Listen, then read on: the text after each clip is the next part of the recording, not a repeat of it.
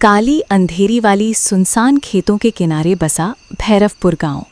चारों तरफ दूर दूर तक फैले घने डरावने धान के खेत और अमावस की काली रात थी। पूरा गांव एक अजीब सी खामोशी की चादर में दबा पड़ा था। बस दूर खेतों की मेड़ों से कहीं कुत्तों के भौंकने की और सूखी हवा के टकराने से धान के पौधों के लहराने की डरावनी आवाज़ें सुनाई दे रही थीं। इसी गांव के बीच में बसा था एक छोटा सा कच्चा घर, जिसमें शंकर और उसकी पत्नी गौरी रहते थे।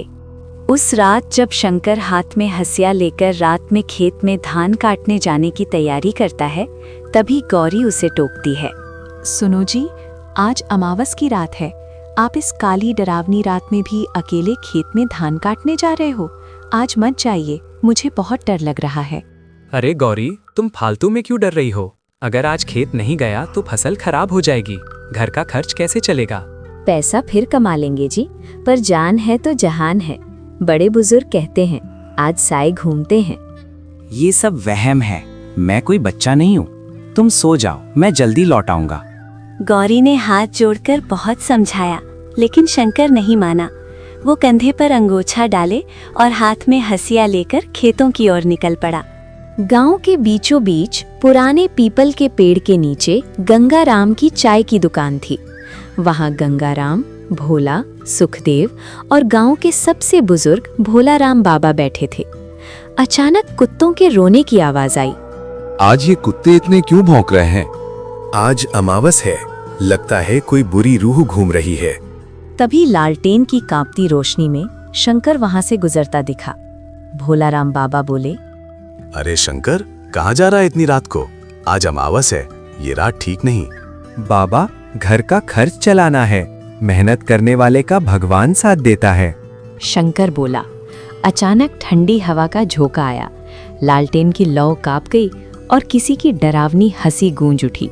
सब सहर गए, लेकिन शंकर आगे बढ़ गया। गांव की सीमा पार करते ही सुनसान खेत शुरू हो गए।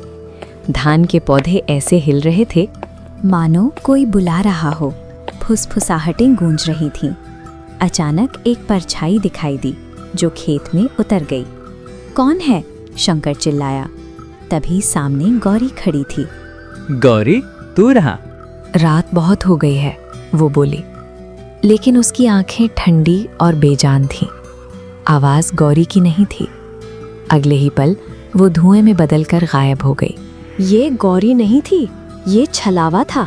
शंकर कांप गया। आगे चलकर उसके सामने भोलाराम बाबा प्रकट हुए। शंकर को थोड़ी राहत मिली। कुछ दूर चलने के बाद बाबा रुक गए। आज तुझे कोई नहीं बचा सकता। बाबा की आवाज बदल गई। उनका चेहरा विकृत हो गया, आंखें लाल, दांत लंबे। तूने चेतावनी नहीं मानी। शंकर भागने लगा। छलावा धान के पौधों के ऊपर से छलांग लगाता उसका पीछा कर रहा था। खेत के छोर पर खाई के पास शंकर रुक गया। तभी छलावे ने शंकर का ही रूप ले लिया। अब कौन असली है और कौन नकली, वो हंसा। अचानक दिव्य प्रकाश फैला। सामने कबीर साहिब जी प्रकट हुए। छलावा कड़पने लगा। ये कैसा नूर है, मुझे छोड़ दो। कबीर साहिब ने शांत दृष्टि डाली। छलावा दहाड़ता हुआ बोला, अगली अमावस को फिर लौटूंगा। शंकर उनके चरणों में गिर पड़ा। उठो वत्स, कबीर साहिब बोले। जो मेरी शरण में आता है, मैं उसे कभी अकेला नहीं छोड़ता। उन्होंने शंकर को दीक्षा दी और सत्य भक्ति का मार्ग बताया। सुबह गांव वाले शंकर को बरगद के नीचे सुरक्षित पा गए। उसने सारी आपबीती सुनाई। मुझे कबीर साहिब जी ने बचाया, शंकर बोला। अगले ही दिन पूरा भैरवपुर गांव उनके पास गया और दीक्षा ली। उस दिन के बाद गांव में कभी कोई छलावा नहीं दिखा। अमावस्या की रातें अब डर की नहीं, भजन और सिमरन की रातें बन गई।